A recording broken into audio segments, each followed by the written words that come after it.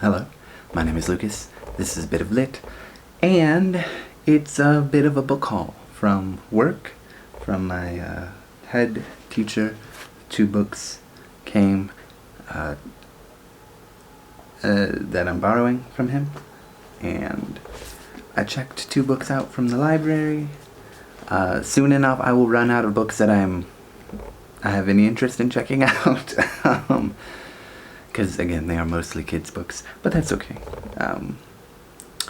Trying to take the books in the library slowly so I don't just eat them all up. However, as you know, I have a book reading challenge this month, and I am way behind because the guy read all his books in June and should have won in June, and then he took all his quizzes on the 1st of July, and then he had a 1,000,000-word head start. And we have this ability, I read a lot of books, and not all of them are in the system, which is really restricting, and I don't like it. But you can make a quiz, and I made a quiz, and I've uploaded it, and it says, okay, great, it'll be 5 to 10 minutes, and then it never shows up, and then I can never take the quiz, so I can't count my words, which I got an accurate word count for the book, and all this other stuff. I'm really annoyed right now at the system that we use, because I want to win, and I don't want to, just read popular books. I want to read books that are newer, that are in the thing.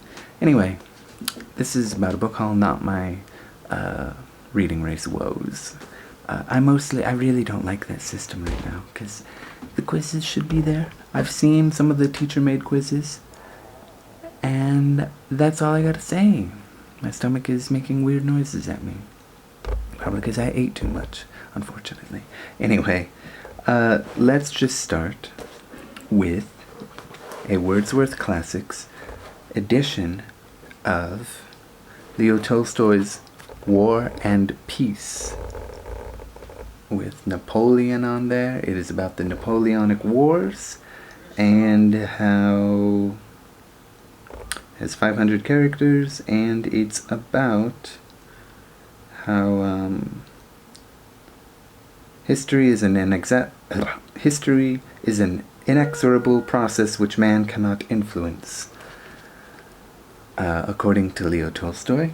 So that's cool. I'm looking forward to it. It's about 1,000 pages of this tiny text, so that should be fun. Take me a couple of days, or one whole day if I really dedicate myself. Anyway, then, because I read The Three-Body Problem by Liu Cixin, hopefully I said it right this time, don't have my girlfriend to correct me, who is Chinese. He's a Chinese science fiction writer, absolutely incredible book, and yeah, that one's from the library. My head teacher, co-worker, lent me The Dark Forest, which is from his personal library. It is the sequel to that.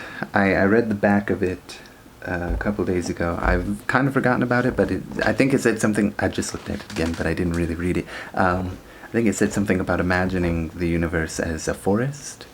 And he said this book right here, The Dark Forest, is very much like Childhood's End by Arthur C. Clarke, and that is what I'm actually currently reading, is Childhood's End, which I got from the library, as you can see by the sticker. I'm a 20% of the way through, roughly, page-wise at least. I don't know chapter-wise, but I've read the first 3 chapters, and man, this book is incredible. I've read it before. I don't really remember the the twist of it. I remember the feeling I had of just like shock and awe. So I'm excited to get back to that. I'm glad I don't remember in a way, because it makes it, I'm picking up on things I didn't catch the first time, and I'm also reliving it basically fresh in a way. But yeah, this colonizing planet has come, and all these ships, as you can see here, sort of station themselves over major capital cities all over the world, Canberra. I think Canberra is the capital of Australia. Tokyo, London, these kind of places. And, you know, this alien race becomes the overlords, and they fix Earth's problems, but no Earthling has seen them for a very long time, and they won't see them for an even longer time. And a child will have a dream, and then things will fall apart. But currently, there is Stormgren, and it's Caloran, right? Caloran? Yeah, oh no, Carolan. Sorry, not Caloran. Have I even read this book? Oh man. Caloran.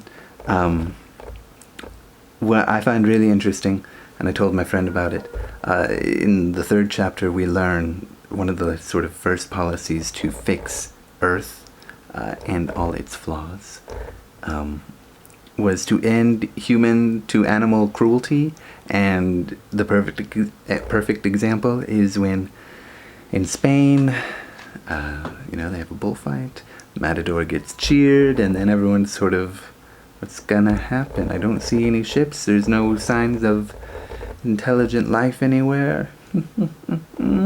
Yeah, because they're all watching a bull get murdered, yeah. Little dig at... Okay, I know it's a cultural thing. Anyway, still wrong. Anyway, I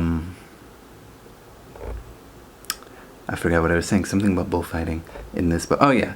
So the Matador fights with the bull, and he gets his sword, lances the bull, and the bull feels in tremendous pain. But all 10,000 of the patrons there feel the same pain, and it's just incredible.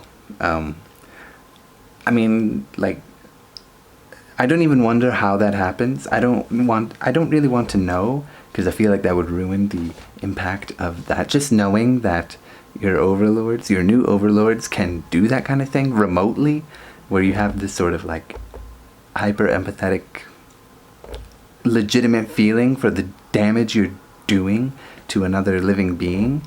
Like, how do you even contest with that? Anyway, that's just one part. I'm going on too long about it. Anyway, this book is really cool, and things are starting to unravel. Soon enough I will get to the part, because there's these groups that really, really feel uncomfortable with the overlords, as they should be, because we will find out that they are not so great, even though they solved a lot of problems. And yeah, they're putting a lot of pressure on one of the human agents that the humans use, who also have never seen these people, really. They sort of meet with... Stormgren meets with Carolyn. Is that how you say it? I forgot already. That's embarrassing. Anyway. Hello, I'm blurry. There we go. Anyway. Without actually seeing him. And that's all I gotta say. Really cool. And yeah, he said the Dark Forest is very much like that. So I'm looking forward to that. I'm hoping it's just as mind-bending as Childhood's End, and especially the Three-Body Problem. He said it's even better, so I'm looking forward to it. And then of course, he also lent me Death's End, which is the 3rd one.